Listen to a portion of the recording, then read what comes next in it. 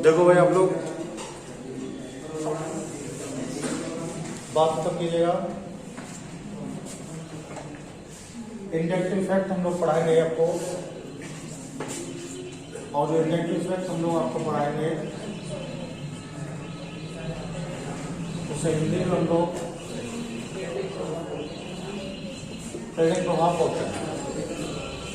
प्रेरक प्रभाव हम लोग इसे बोलते हैं। तो इंडक्टिव फैक्ट क्या होता है,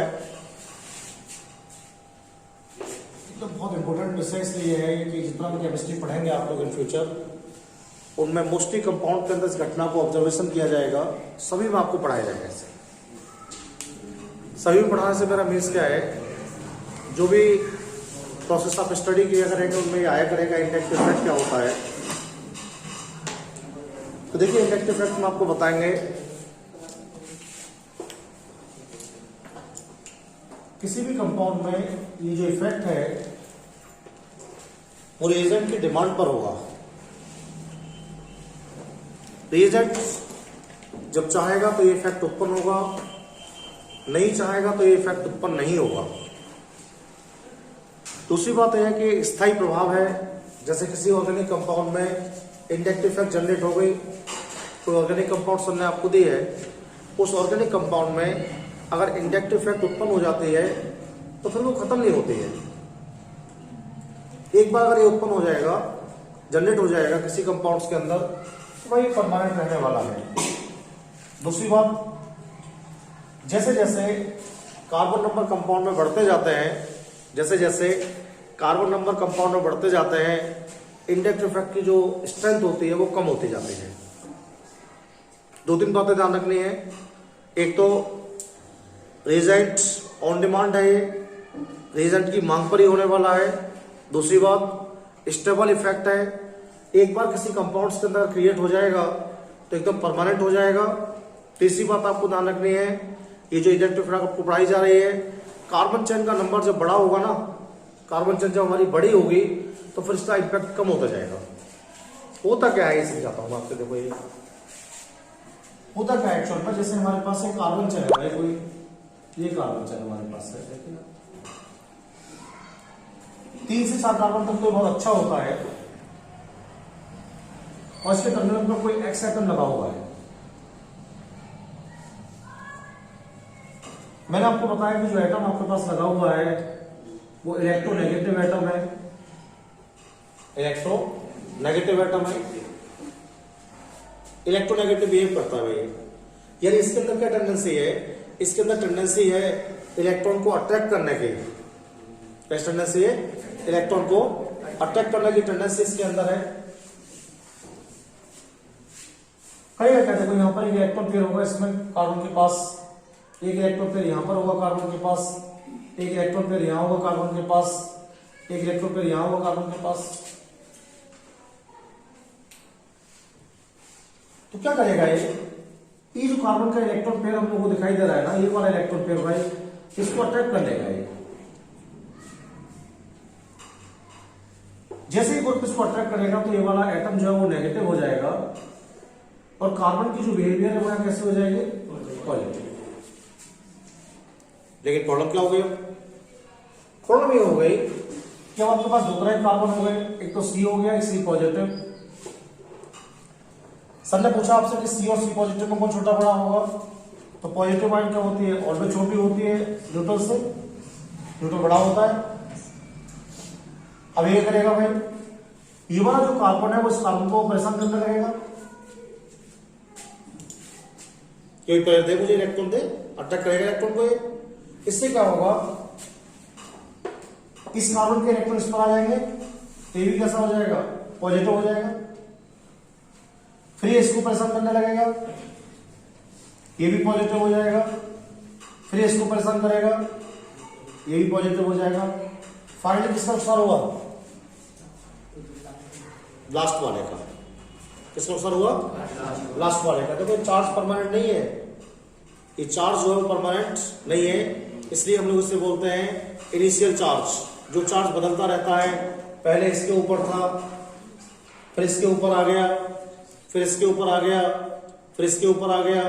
जब चार्ज चेंज होती रहती है तो उसे हम लोग बोलते हैं इनिशियल चार्ज। और जब इनिशियल चार्ज को शो करते हैं तो चार्ज के साथ डेल्टा जब लगाते हैं भाई हम लोग ऐसे डेल्टा,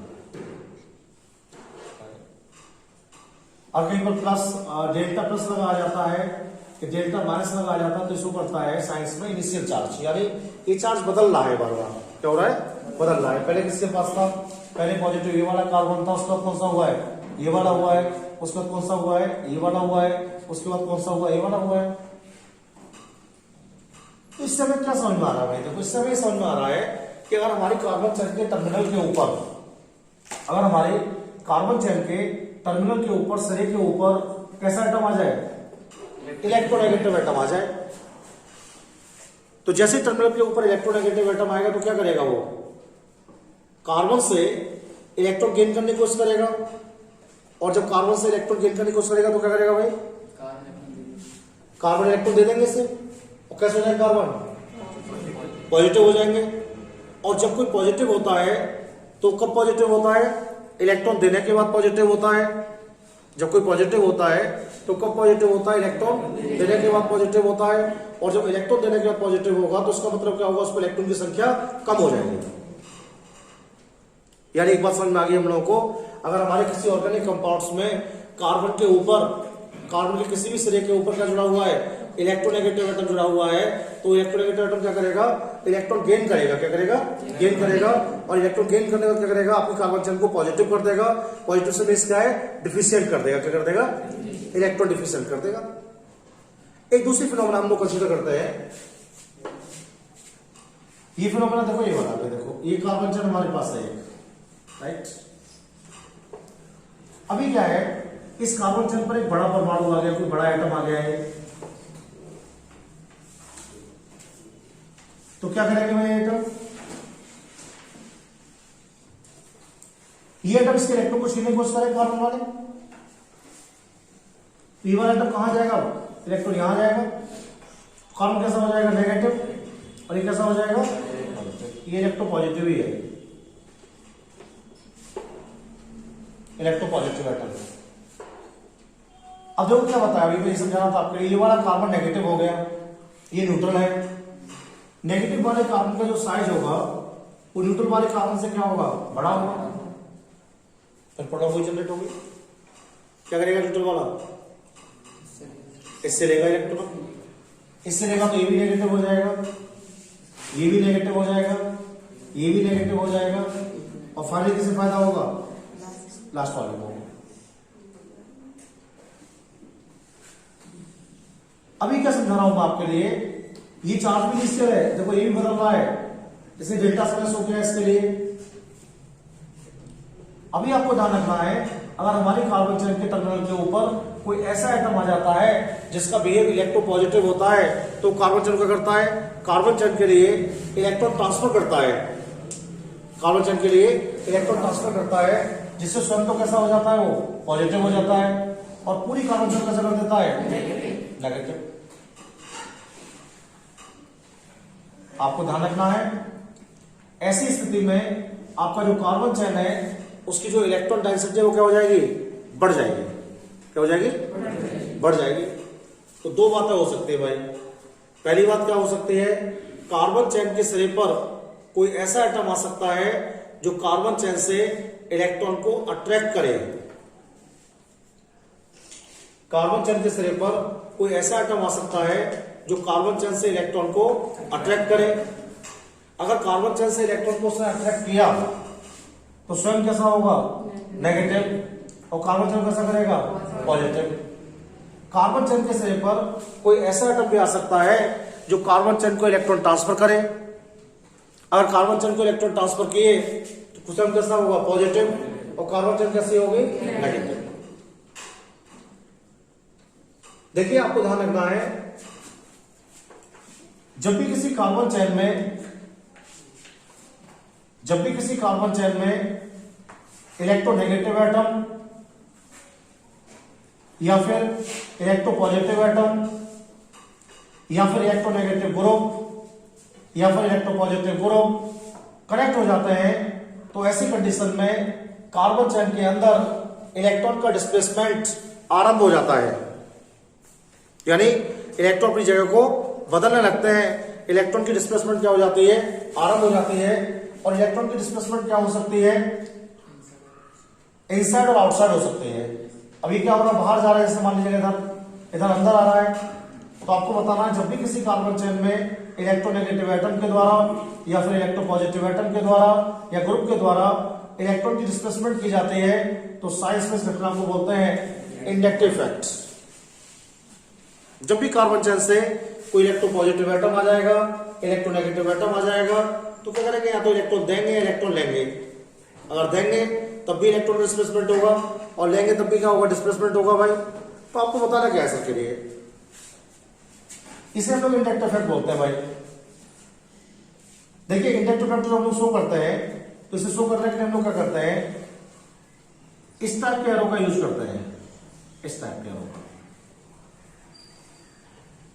ऐसे लगा सकते हैं आप, चाहे तो आप ऐसे लगा सकते हैं। मिड एरो बोलते हैं इसे हम लोग, मिड एरो बोलते हैं, या हम लोग इसे बोलते हैं इंडक्टिव एरो। इंडक्टिव, तो ये एरो कभी लगा होगा तो इसका सिंबल समझ जाएंगे आप। जिन कंपाउंड्स में एरो लगा करेगा, बहुत बार, कम से कम आज के बाद 100 टाइम्स या 200 टाइम्स की मुलाकात आपसे जरूर होगी। मैं बोला करूंगा इंडक्टिव इफेक्ट हो रहा है इसके अंदर, तो आप समझ जाएंगे। अगर एरो इधर लगा हुआ है तो इलेक्ट्रॉन कार्बन से दूर जा रहा है, और एरो की डायरेक्शन अगर ऐसे लगी हुई है तो इलेक्ट्रॉन कार्बन के पास आ रहा है। दोनों तरह से लगा सकते हैं आप लोग, इस टाइप से भी एरो को लगा सकते हैं और इस टाइप से भी एरो को लगा सकते हैं। कब आप लोग उसे यूज करने वाले हैं भाई, देखिए जो इंडक्टिव इफेक्ट होती है उसे हम लोग जब रिप्रेजेंट करते हैं, तो इंडक्टिव इफेक्ट को हम लोग आई से रिप्रेजेंट करते हैं, कैपिटल आई का मतलब होता है इंडक्टिव। साइंस में जो टर्म आ जाएगी तो आप इसे इंडक्टिव पढ़ने वाले हैं। दो तरह से आप लोग पढ़ेंगे भाई इसे, आप लोग दो तरह से कैसे पढ़ेंगे, एक तो पढ़ेंगे आप भाई प्लस आई और एक पढ़ेंगे minus I. Plus I effect क्या होता है और एक माइनस आई इफेक्ट होता है भाई हम लोग के पास। माइनस आई में क्या होता है, अगर टर्मिनल पर लगा हुआ नेगेटिव एटम, अगर टर्मिनल पर लगा हुआ एटम नेगेटिव होता है और हमारी कार्बन चेन पॉजिटिव होती है, टर्मिनल पर लगा हुआ एटम नेगेटिव होता है और हमारी कार्बन चेन पॉजिटिव होती है, तो साइंस में से हम लोग बोलते हैं minus I effect. Minus I effect हम लोग उसे बोलते हैं। अगर टर्मिनल पर लगा हुआ एटम कैसा हो जाता है, पॉजिटिव हो जाता है, और हमारी कार्बन चेन कैसे हो जाती है, नेगेटिव, तो इसे हम लोग बोलते हैं प्लस आई इफेक्ट। ध्यान रखना है। फिर अगर सिरे वाला परमाणु नेगेटिव होगा तो माइनस आई होगा, और सिरे वाला परमाणु पॉजिटिव होगा तो प्लस आई होगा। सिरे वाला परमाणु जब नेगेटिव होगा तो क्या होगा भाई, सिरे वाला परमाणु जब नेगेटिव होगा तो हमारी जो कार्बन चेन है वो पॉजिटिव होगी, और कार्बन चेन जब पॉजिटिव होगी तो इलेक्ट्रॉन की कमी हो जाएगी, और जिन पर इलेक्ट्रॉन की कमी होती है, जिस पर जितने ज्यादा इलेक्ट्रॉन कम होते हैं उसका एसिडिक बिहेव उतना ही ज्यादा होता है। जिस पर जितने ज्यादा इलेक्ट्रोनेगेटिव एटम होते हैं उनका एसिडिक बिहेव क्या होता है, उतना ही ज्यादा होता है, उतने ज्यादा अम्लीय होंगे वो। तो इससे क्या समझ में आ गया हम लोगों को, इससे हमें समझ में आ गया कि जिन कंपाउंड्स में माइनस आई प्रभाव, जिन कंपाउंड्स में माइनस आई प्रभाव जितना ज्यादा होता है वो कंपाउंड उतना ही ज्यादा एसिडिक हुआ करेंगे। जिन कंपाउंड्स में माइनस आई इफेक्ट क्या होगा, जितना ज्यादा होगा वो कंपाउंड क्या होंगे, उतने ही ज्यादा एसिडिक होंगे भाई। तो माइनस आई प्रभाव क्या करेगा, माइनस आई प्रभाव एसिडिक बिहेव को बढ़ाएगा, एसिडिक बिहेव को बढ़ाएगा। अब ये हमारे पास लिखा हुआ है, अगर हमारे पास इलेक्ट्रो पॉजिटिव एटम लगा हुआ टर्मिनल के ऊपर, इससे क्या होगा, आपको इलेक्ट्रॉन मिलेंगे तो इलेक्ट्रॉन डेंसिटी बढ़ जाएगी, और जिनके पास इलेक्ट्रॉन एक्स्ट्रा होते हैं वो किसी केमिकल प्रोसेस में इलेक्ट्रॉन को डोनेट कर सकते हैं, और जो इलेक्ट्रॉन डोनेट कर सकते हैं वो क्या होते हैं, बेस।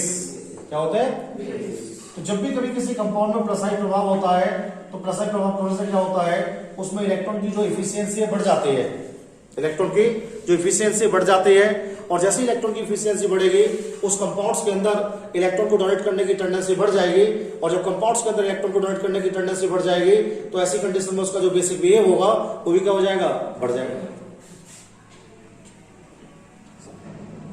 पूछेंगे सर आपसे, माइनस आई इफेक्ट अम्लीय व्यवहार को क्यों बढ़ाता है,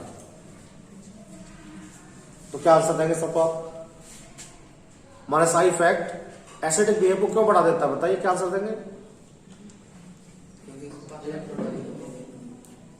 क्योंकि कार्बन चेन इलेक्ट्रॉन डिफिशिएंट होती है, और जो इलेक्ट्रॉन डिफिशिएंट होते हैं वो एसिडिक होते हैं। कैसे होते हैं, एसिडिक। प्लस आई इफेक्ट क्यों बढ़ाएगा सारी व्यवहार को, जी हाँ, कार्बन चेन पर डेंसिटी बढ़ा देगा, वो डेंसिटी बढ़ाएगा तो कैसा हो जाएगा, बेसिक हो जाएगा। अब हमें पता करना है कौन से ग्रुप ऐसे हैं जो प्लस आई शो करेंगे और कौन से ग्रुप ऐसे हैं जो माइनस आई शो करेंगे, ये भी तो बताना पड़ेगा आपको। अब जैसे क्या, देखो मैं स्ट्रेंथ के अकॉर्डिंग ला रहा हूं,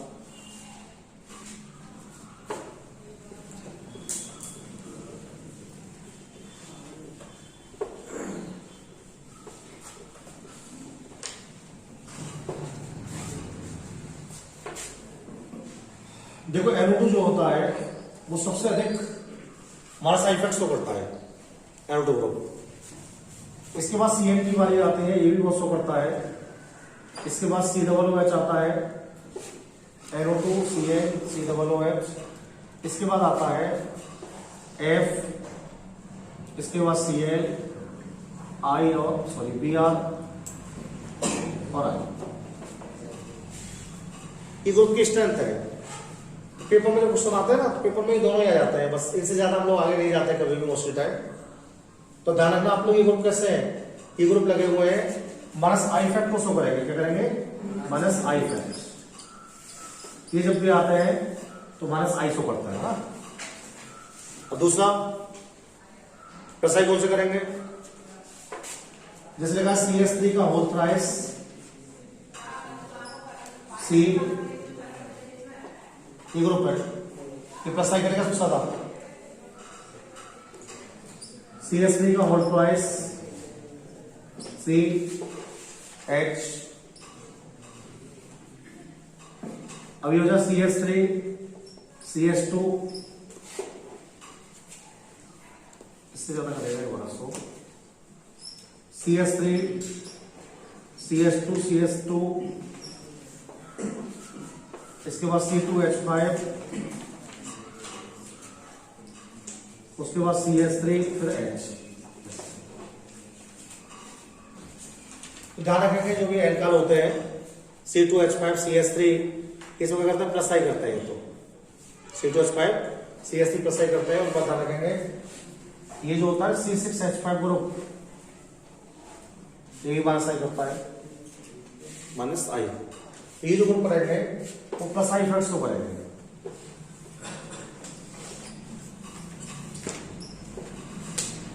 अब ध्यान रखेंगे आप लोग इस बात को, आप रूटीन नोट कर लीजिएगा फटाफट से सब लोग। और जो नोट्स आप लोग लिख रहे हैं ना, उसमें भी इसको ऐड कर लेना, सीक्वेंस में ऐड कर लेना। इसे आप सीक्वेंस में लिख रहे हैं, उसमें लिखा हुआ होगा ना, तो भी इसे सीक्वेंस में नोट कर लेना इसे।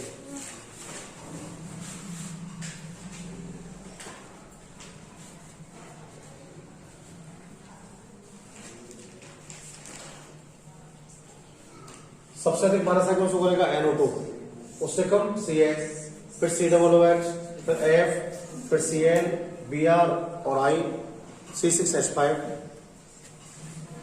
CH3 का होता है C, जिसमें 3 CH3 आएंगे, सबसे ज्यादा करेगा वो 3 C2H5 आ जाएंगे। उसके बाद 2 वाला, फिर खुली चैन वाला आ जाएगा ऐसा।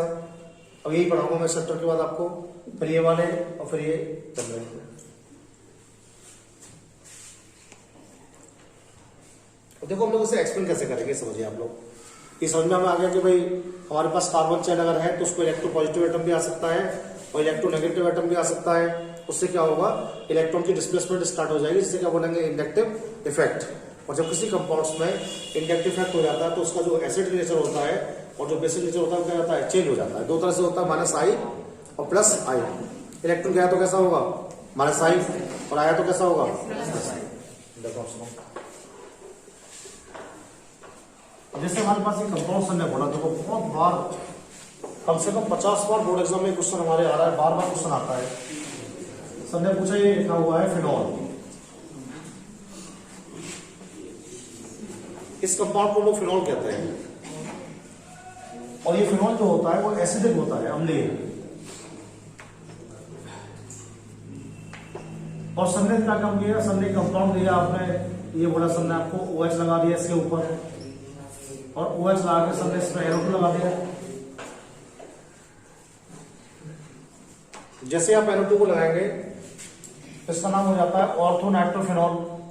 ऑर्थोनाइट्रोफिनॉल। सबने पूछा इन दोनों में कौन सा ज्यादा एसिडिक होगा, फिनॉल वाला ज्यादा एसिडिक होगा या ऑर्थोनाइट्रोफिनॉल वाला ज्यादा एसिडिक होगा? क्यों?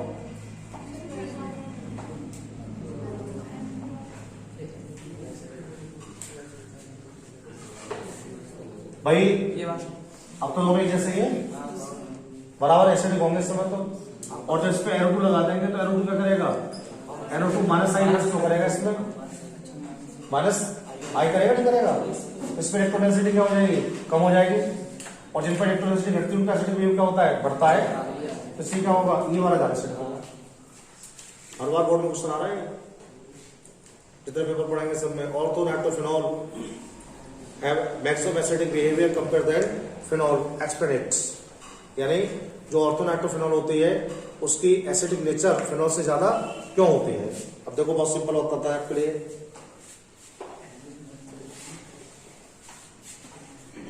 जैसे हमने लिखा CCl3 COOH, और हमने लिखा CCl2 COOH, X लगा दिए। और सर ने पूछा CH2 Cl COOH, ये 3 कंपाउंड हमने आपको दिए हैं। और सर ने पूछा इनमें सबसे ज्यादा एसिडिक कौन सा होगा, जिसमें COOH आता है उन्हें क्या बोलते हैं, कार्बोक्सी एसिड। क्या बोलते हैं, कार्बोक्सी एसिड है तीनों, ये भी और ये भी और ये भी। अब सबको बताना है कि एसिडिक कौन सा ज्यादा होगा, तो हम लोग क्या करते हैं, स्ट्रक्चर बना लेते हैं कि Cl और Cl COOH, CH Cl और COOH, CH2 Cl और COOH। कौन सा एसिडिक होगा बताओ, राइट एकदम। पहला वाला जो कंपाउंड्स होगा वो सबसे ज्यादा एसिडिक होगा। पहले वाला जो कंपाउंड्स होगा वो सबसे ज्यादा एसिडिक होगा, क्योंकि देखो इसमें -I यहाँ पर हो रहा है, तो एक यहाँ -I हो रहा है इसमें, और एक -I ये करेगा, 3 जगह -I हो रहा है इसके अंदर। ऐसे लगा देंगे लोग, है ना, बाहर की तरफ है। इसमें केवल 2 ही पोजीशन पर -I हो रहा है, इस पर और इस पर। इसमें केवल एक ही पोजीशन पर -I हो रहा है। तो मैंने पढ़ाया था अभी आपको, जिस कंपाउंड में जितना ज्यादा -I इफेक्ट होगा, जिस कंपाउंड में जितना ज्यादा -I इफेक्ट होगा उतना ज्यादा क्या होगा, एसिडिक होगा। तो ये वाला कंपाउंड जो है वो सबसे अधिक एसिडिक बिहेव को शो करेगा, उससे कम इसमें होगा, सबसे कम किसमें होगा, इसके अंदर। समझ मेरी? अगर सही सवाल आपको ऐसे ना पूछ के ऐसे पूछते तो आपका आंसर क्या होता भाई? जैसे मैंने आपको इस तरह से पूछा भी है, अभी मैं आपसे ऐसे ही पूछ सकता था इसके लिए कि मैं आपको बोलता, ये लिखा हुआ है CH2 F COOH, और CH2Cl COOH, इन दोनों कंपाउंड्स में कौन सा ज्यादा एसिडिक होगा? क्यों? क्यों? पहले आ रहा है क्लोरीन से। देखो दोनों जगह माइनस आई तो बराबर हो रहा है। ये तो मैंने क्वेश्चन दिया आपको, क्यों दिया क्वेश्चन इसलिए दिया आपको भाई माइनस आई इसमें भी हो रहा है एक जगह पर और ये भी माइनस आई कर रहा है, तो दोनों जगह पर माइनस आई की वैल्यू तो इक्वल है। दोनों जगह पर माइनस आई की जो वैल्यू है वो क्या है? इक्वल है। और माइनस आई की वैल्यू जब बराबर है तो हमें क्या देगा? साइज देखना पड़ेगा। फिर साइज देखेंगे फिर हम लोग। एफ का साइज छोटा होता है Cl से, जो जितना छोटा होता है उसका इलेक्ट्रोनेगेटिव बिहेव क्या होता है? उतना ही ज्यादा होता है। इसलिए क्या होगा? फ्लोरीन जो होगा वो तेजी से इलेक्ट्रॉन आकर्षित करेगा कंपेयर टू क्लोरीन। इस वजह से ये जो एसिड होगा वो प्रबल होगा और ये वाला कैसा होगा? दुर्बल होगा। बात समझिए मेरी। अब देखो जैसे क्या होता है, ये पढ़ते हैं हम लोग RNH2, इन्हें बोलते थे प्राइमरी एमाइन। एमाइन पढ़ाते हो ना आपको? एक पढ़ते थे RNH, इन्हें बोलते हैं सेकेंडरी एमाइन।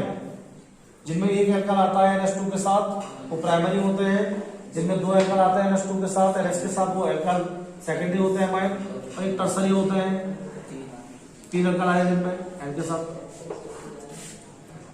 देखो इस नाइट्रोजन पर भी एक लोन पेयर है, इस पर भी एक लोन पेयर है,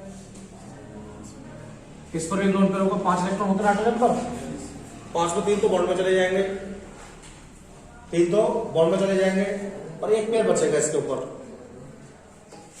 देखिए क्या कहा लुईस ने, लुईस का सिद्धांत हम लोग पढ़े थे एसिड बेस में। क्या कहा था उसने कहा था जिनमें इलेक्ट्रॉन पेयर त्यागने की क्षमता होती है वो क्षार होते हैं, और जो इलेक्ट्रॉन पेयर गेन करते हैं वो क्या होते हैं? अम्ल होते हैं। फिर क्या होंगे? सब क्षार होंगे सब। नाइट्रोजन वाले जितने भी कंपाउंड्स होते हैं उन सब पर लोन पेयर पाया जाता है, और लोन पेयर पाए जाने के क्या होते हैं? वो बेस होते हैं सब। ये भी बेस है, ये भी बेस है और ये भी बेस है। अब सर ने आपसे पूछा है कि इनमें प्रबल बेस कौन सा है? बताओ कौन सा है? लास्ट वाला। क्यों लास्ट वाला बताओ? लास्ट वाला इसलिए है कि इस पे एल्काइल ज्यादा लगे हुए हैं। जिस एटम से जितने ज्यादा एल्काइल जुड़े होते हैं, जिस एटम से जितने ज्यादा एल्काइल जुड़े होते हैं उतना ज्यादा बेसिक होता है। क्योंकि एल्काइल क्या करते हैं? Alkyl always plus I effect show करते हैं। क्या करते हैं? प्लस आई लिखा है तो मैंने आपको बहुत सारे एल्काइल लगे, ये भी प्लस आई शो करेगा, ये भी करेगा। या 3 जगह प्लस आई हो रहा है, यहां पर केवल 2 जगह प्लस आई हो रहा है और यहां पर केवल 1 जगह प्लस आई हो रहा है। तो ये वाला जो एमाइंस होगा वो सबसे ज्यादा स्ट्रॉन्ग होगा। समझिए? तो हम लोग क्या कर सकते हैं? इंडक्टिव इफेक्ट से हम लोग ये पता कर सकते हैं कौन सा कंपाउंड अम्लीय होगा और कौन सा कंपाउंड क्षारीय होगा। जिन कंपाउंड्स में माइनस आई प्रभाव ज्यादा होगा वो कंपाउंड अम्लीय होंगे, एसिडिक होंगे, और जिन कंपाउंड्स में माइनस आई प्रभाव क्या होगा? प्लस आई प्रभाव ज्यादा होगा, वो कंपाउंड कैसे होंगे? बेसिक होने वाले हैं। अब जैसे मैंने आपको उसको बोला, देखो ये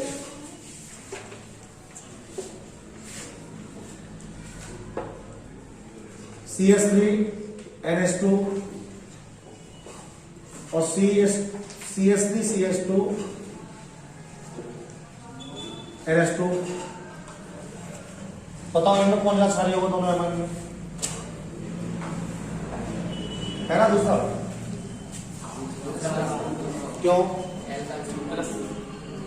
एल का समूह दोनों में एक ही है। इसमें भी एल का समूह एक है, ये वाला एल का ये पूरा, इसमें भी एल का एक ही है, लेकिन इसका जो एल का है बड़ा है। कैसा है? इसी प्लस आई इफेक्ट स्ट्रेंथ इसमें ज्यादा होगी, इसमें कैसे होगी? अभी मैं टेबल लिखाई थी, टेबल में देखो आप लोग, टेबल में लिखाया था मैंने CH3 CH2 को पहले लिखाया था और CH3 को बाद में लिखाया था। देखो टेबल में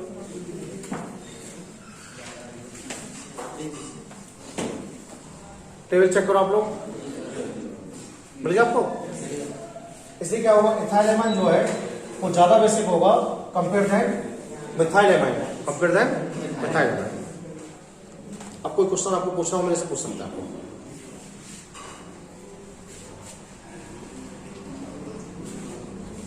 कोई बात समझ में नहीं आया बताओ, समझ गए सब?